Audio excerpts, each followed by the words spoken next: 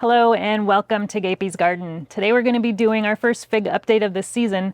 We're going to take a look at our 3 in-ground figs that we unwrapped just last month and see if those have waken up. And we're also going to take a look at the figs here in the greenhouse. These overwintered in our garden shed, and most of those have woken up, but some of them haven't. And then we're going to also take a look at our new fig cuttings that we started this season.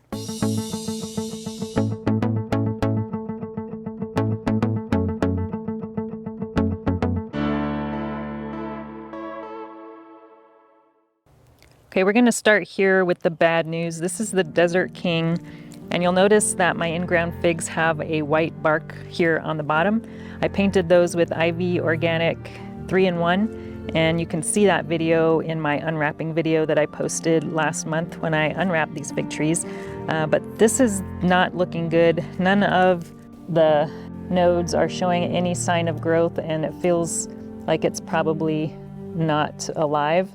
Now this is the 3rd time I've tried overwintering this fig and it's just not working.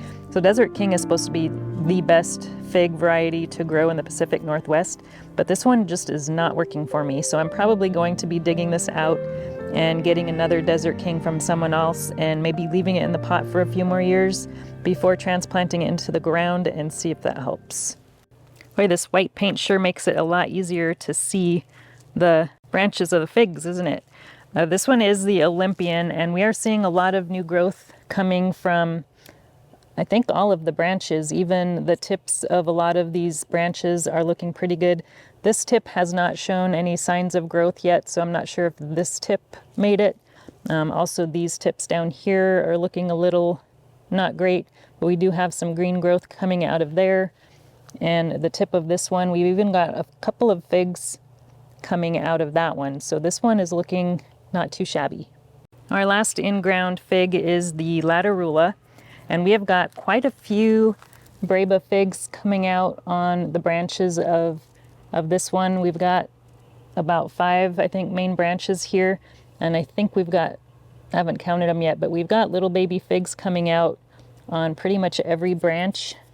This one here, I don't see any growth except for way down here, so I think the tips of some of these may have died back a little bit, but it's doing much better than last year when it pretty much completely died back to the ground. So I think wrapping it really did help. I do have one fig outside of the greenhouse in a pot. This is labeled as Kathleen's Black, but this is not what this is. It seems like it's more of a green skin variety. I don't know, it could be a Latarula, but it's a pretty good producer, so I've decided to keep it. We've got 2 Braba figs there, one there, another one over there, so it's really pretty productive as far as Brabas go, and the main crop isn't too bad either.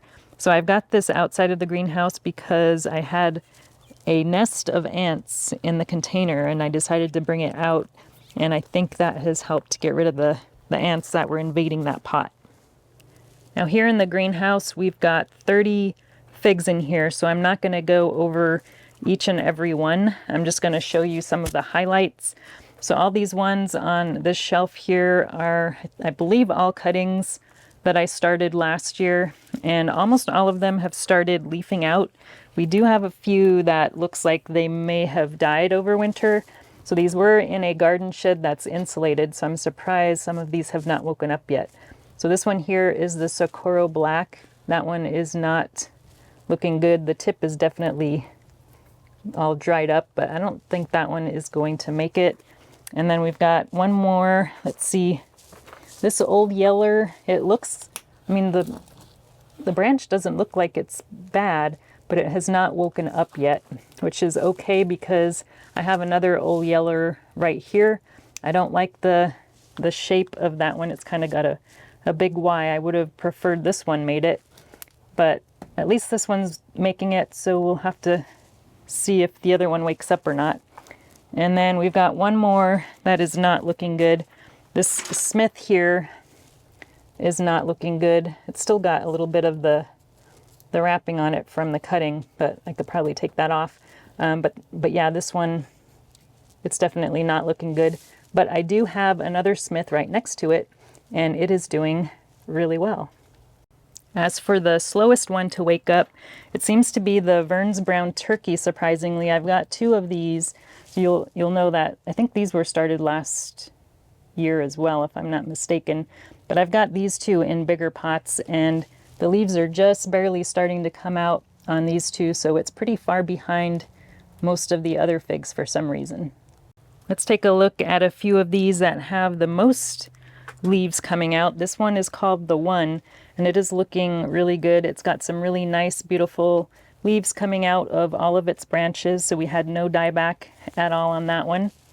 And then this one here is the Marseille Black.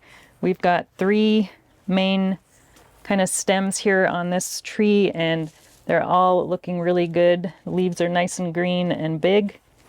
And then over on this side, we've got, let's see, this is the Burgessot Grease, and we've got some really big, nice looking leaves coming out on all of the branches here. Now let's take a look at some of our Breba producers. The Breba crop of the figs are grown on last year's wood. So any brown wood that you see here that has any figs coming out, that is the Breba figs. And any figs that come out on the new green growth from this year, those are called the main crop figs. So this is the Tacoma Violet, and it's got one nice looking fig there. It's one of the biggest figs we have in the greenhouse so far, but I think there's only just that one fig on this one. Now the White Madeira #1 is probably in my top 5 figs, maybe top 2. This one, I've got 2 of these. This one is actually taken off of the parent of this one. This parent here, it was growing really weird. The branches were just going totally sideways. So I decided to take a cutting off of it and root another one. But I'm trying to train the remaining branches so that they are a little bit more upright, which is kind of going okay. But I don't see any Breba figs on this parent tree, so I don't know if it's going to get any. But the child tree is about, I think, two years old now.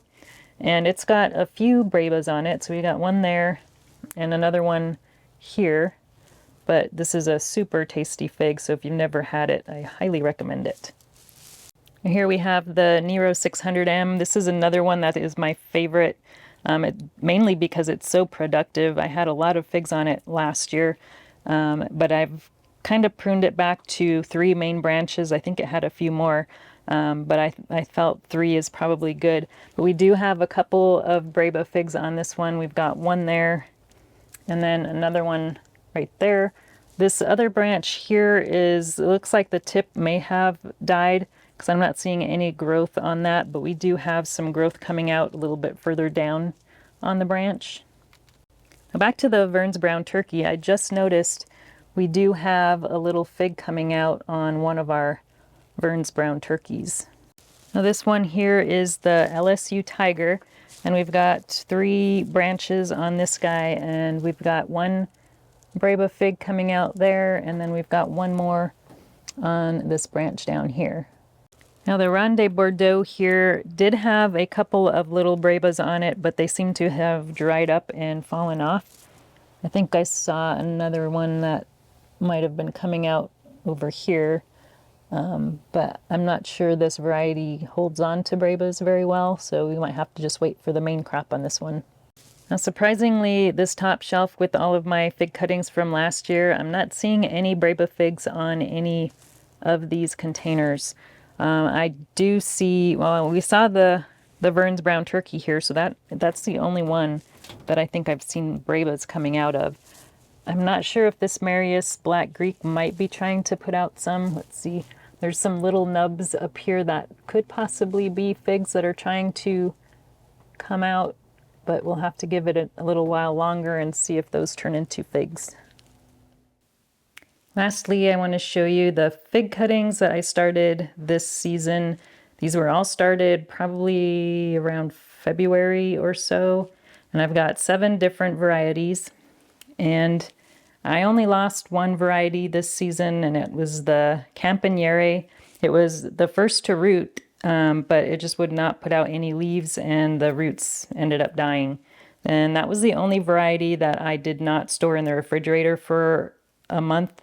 So I'm not sure if that was a coincidence or if that is just something that maybe roots better if you store it for a while. Let me know in the comments if you've had more success with rooting stored cuttings than fresh ones. Everything else is doing pretty good. The roots are looking really good. Now we do have a lot of discoloration and blotching in the leaves, so that may be the fig mosaic virus. So I'm sure these are also very root bound and really need to be potted up into bigger containers, and that would probably help quite a bit. So they're not going to be staying in the grow room for much longer. It's definitely warm enough that these can be moved outside. But let's take a look at the varieties that we have. The ones here on the left that I have under the Mars Hydro TS1000 are the fig cuttings that I won from the IV Organic giveaway this year. We've got the Black Ischia. I've got 2 of those cuttings, and they're pretty fat cuttings, and our roots are looking really good. All of these just have tons of roots and really need to be potted up. But I've been mostly bottom watering these. If these get really dried out, then I will do some top watering. And then this one here, I've only got one of these. This is the Santa Cruz Dark, and it has got, look at those roots, some pretty massive roots there. And then in the back, I've got 2 of these JH Adriatics, and the leaves on these ones are probably the biggest of all the cuttings that I have. We've got 2 of those. On the other side of the grow shelf, I'm using the Spider Farmer SF1000, and everything over on this side is, I think, actually looking a little bit better than the other side. There's a little bit less of the brown splotching here on the leaves on this side. We've got 3, actually I've got 4 of these red Lebanese Baca Valleys. I've got 3 here in cups, and then I've got this one here in a tree pot. Now I planted some of these in tree pots because they were just really fat, massive cuttings, and I didn't think the cups would be quite big enough. But this one here has drank the most water. I have to water it pretty much every day, so it probably already needs to be potted up into a much larger container. And also these cuttings here, this one is pretty fat as well, but the roots are starting to come out the bottom of the cup. So this has kind of been put on the back burner while I get ready for my garden start sale, but I'm finally caught up with all the repotting I need to do for that. So probably this week or weekend, I'll be working on getting these potted up. And then we've got 2 of these brown sugar crunches. Now this one is kind of small because I accidentally almost killed it. It got super, super dry, and all of the leaves were just really droopy and ended up falling off. But we do have some new growth coming out, so it's not completely dead, but it has quite a big, massive root system. So this one may survive after all. And then this one here, so this is another brown sugar crunch. This one is looking much better, and I have not tried killing that one. Then we've got 2 improved Celeste back here. This leaf had some brown splotching on it, and it just actually came off.